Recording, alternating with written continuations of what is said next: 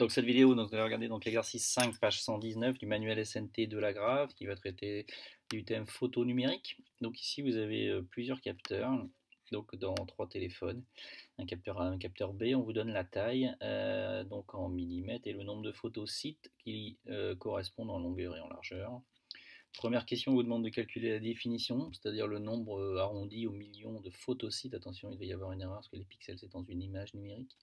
Et on vous demande quelle est la différence entre le capteur B et le capteur C. On vous dit que plus un photosite est petit, moins il est sensible à la lumière. Donc quel est le capteur qui aurait le meilleur rendu au niveau de la lumière. Ensuite, on vous dit que Léa souhaite acheter un appareil qui lui permette de faire des agrandissements, donc on verra ce qu'il lui faut. Et enfin, Tom, lui, souhaite faire des photos, mais plutôt de nuit par temps couvert. Donc on va voir qu'en gros, on vous demande de choisir le capteur. Alors, pour ce qui est de la définition, il suffit juste de multiplier les numéros ici qu'il y a ici. Donc là, le nombre de photosites en largeur fois le nombre de photosites en longueur. Et vous allez obtenir des numéros, vous arrondissez au million de photosites. Pour les trois, vous obtenez les résultats suivants. Donc pour la définition du capteur A, vous avez à peu près 26 millions de photosites. Pour la définition des capteurs B et C, vous avez à peu près 23 millions de photosites. Donc ça veut dire que là, vous voyez que les numéros sont différents, mais c'est un peu plus grand, alors que là c'est plus petit, mais là c'est plus grand, alors que là c'est plus petit. Donc ça se compense. Donc en gros ici, vous avez un capteur, c'est le capteur A qui a un plus grand nombre de photosites, alors que les capteurs B et C donc, ont le même nombre de photosites, un petit peu moins que le capteur A. On vous demande quelle est la différence entre les deux B et C. La différence se voit de manière assez flagrante sur la taille du capteur. On voit qu'ici vous avez un capteur qui est beaucoup plus grand en longueur ou en largeur que le capteur C. Donc là vous avez un capteur qui est beaucoup plus grand, donc les capteurs n'ont pas la même dimension. Sachant que plus un photosite est petit, moins il est sensible à la lumière, quel est le capteur qui aurait le meilleur rendu.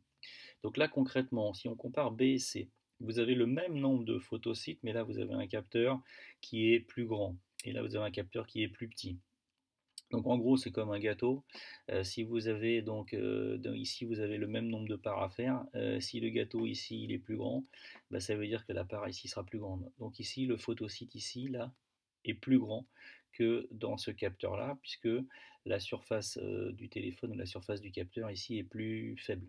Donc si la surface est plus faible, et que vous divisez par le même nombre de photosites, nécessairement le photosite sera plus petit. Donc entre B et C, il faudra plutôt prendre le B pour le rendu au niveau de la taille des photosites. Et si on compare maintenant A et B, on voit ici qu'au niveau de la taille, vous avez ici un capteur là qui est beaucoup plus petit que le capteur B. Donc ici vous avez un capteur plus petit et vous avez plus de photosites. Donc ça veut dire que vous allez devoir diviser une surface plus petite par un nombre plus grand de photosites. Donc le photosite sera nécessairement encore plus petit que le photosite du capteur B. Donc c'est pour ça que dans la question 2, il faut prendre le capteur B pour avoir donc un capteur qui est le plus sensible et qui aura le meilleur rendu à la lumière. Léa souhaite donc ensuite acheter un appareil qui lui permette de réaliser des photos qu'elle imprimera en grand format. Donc en gros, pour faire un agrandissement, il faut qu'il y ait beaucoup de photosites pour espérer que l'image numérique ait beaucoup de pixels. Donc plus il y aura de photosites, plus quand vous allez agrandir, ça sera moins entre guillemets pixelisé. Donc ça veut dire que pour ça, Léa, on va lui conseiller peut-être d'aller prendre celui qui a le plus de photosites, c'est-à-dire le capteur A.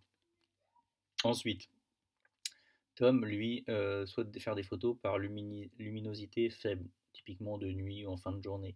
Donc ça veut dire qu'il a besoin d'avoir un capteur qui est très sensible à la lumière, donc avec des photosites qui ont plutôt une taille grande.